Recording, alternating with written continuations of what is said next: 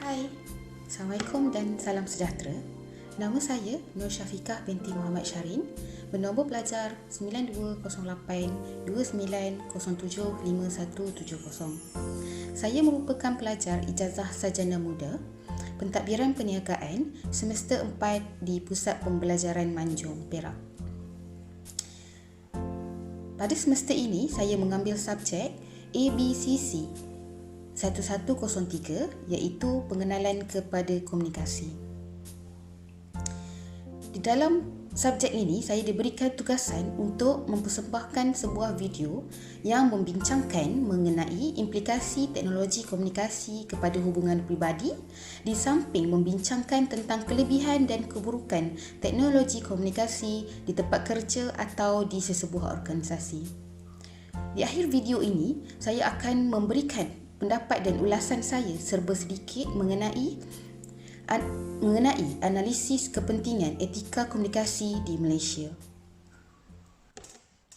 Baik, di dalam teknologi komunikasi yang serba canggih zaman kini, kita haruslah menilai dengan bahawa setiap perbualan dan komunikasi kita mestilah mempunyai etika yang baik dan juga sopan. Okey, sebagai pembuka kata kepada perbincangan ini, saya ingin membicarakan mengenai satu ayat di dalam Al-Quran yang mempunyai kaitan dengan topik ini. Bismillahirrahmanirrahim.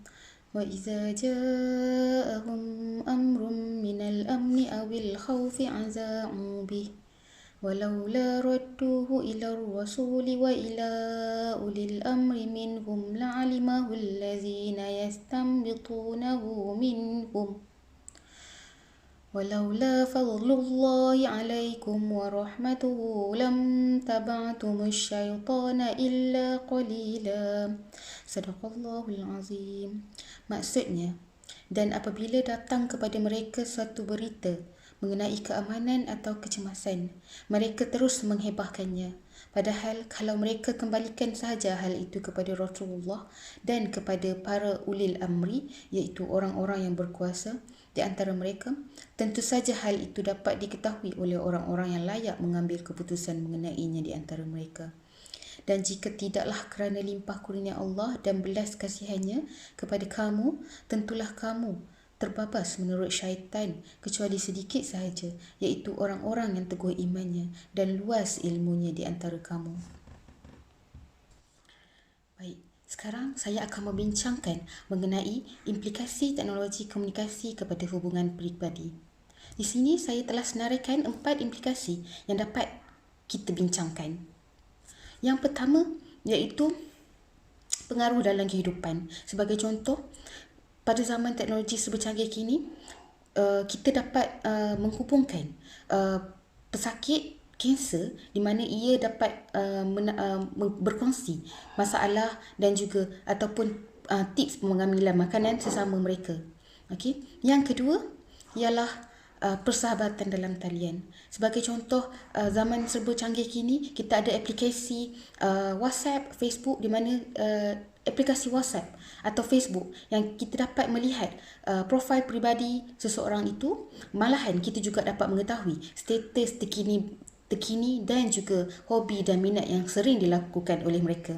Yang ketiga, kita dapat membina hubungan profesional untuk urusan perniagaan atau pencarian kerja. Sebagai contoh, kini dengan keadaan pandemik COVID-19, ramai peniaga-peniaga kecil menghadapi masalah untuk berniaga disebabkan tidak boleh keluar dari rumah. Namun, aplikasi dalam talian boleh digunakan untuk mereka, di mana ia dapat membantu menjana pendapatan mereka.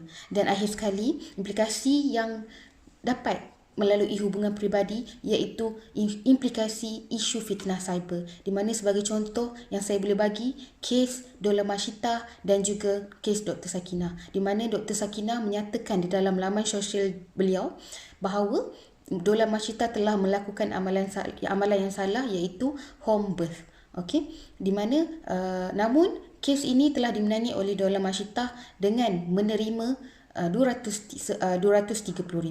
Jadi kita kena faham bahawa setiap implikasi teknologi komunikasi ini ada yang membawa kebaikan dan ada yang membawa keburukan. Mari kita bincangkan pula mengenai kelebihan dan kekurangan teknologi komunikasi di tempat kerja atau di sesebuah organisasi. Saya telah bahagikan 2 kelebihan dan 2 kekurangan. Kelebihan yang pertama ialah dapat meningkatkan kemampuan organisasi. Sebagai contoh, di dalam urusan pengambilan pekerja, iaitu pihak syarikat hanya perlu memilih aplikasi yang mana ia dapat membuat tapisan mengikut kelayakan para pekerja.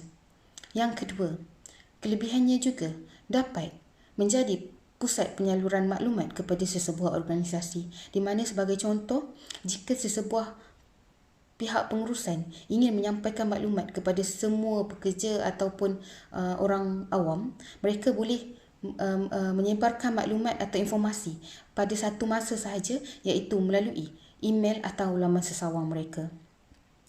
Sekarang, keburukan ataupun kekurangan teknologi komunikasi di tempat kerja atau sesebuah organisasi. Yang pertama, dengan menggunakan sistem komunikasi teknologi ini, sudah pasti ia telah dapat menggantikan tenaga kerja manusia. Dengan ini telah memberikan kelemahan kepada manusia, di mana syarikat akan mengurangkan pekerja kerana sistem-sistem ini.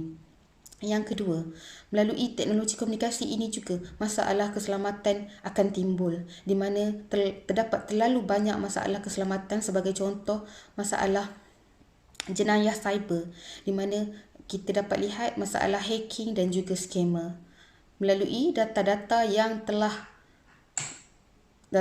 ini yang telah dibocorkan melalui orang-orang yang tidak bertanggungjawab. Akhir sekali, pada pendapat saya, kepentingan etika teknologi komunikasi di Malaysia adalah penting bagi membendung kesalahan penyampaian maklumat, terutamanya hal-hal yang melibatkan isu-isu sensitiviti seperti keagamaan dan juga politik negara. Selain itu, kerajaan juga mestilah memperketatkan sistem keselamatan atas talian bagi mengelakkan kebanyakan kes-kes jenayah cyber. Paling penting dalam isu ini, etika profesional teknologi maklumat harus diwujudkan bagi mengubah perspektif atau etika sedia ada. Sekian, terima kasih.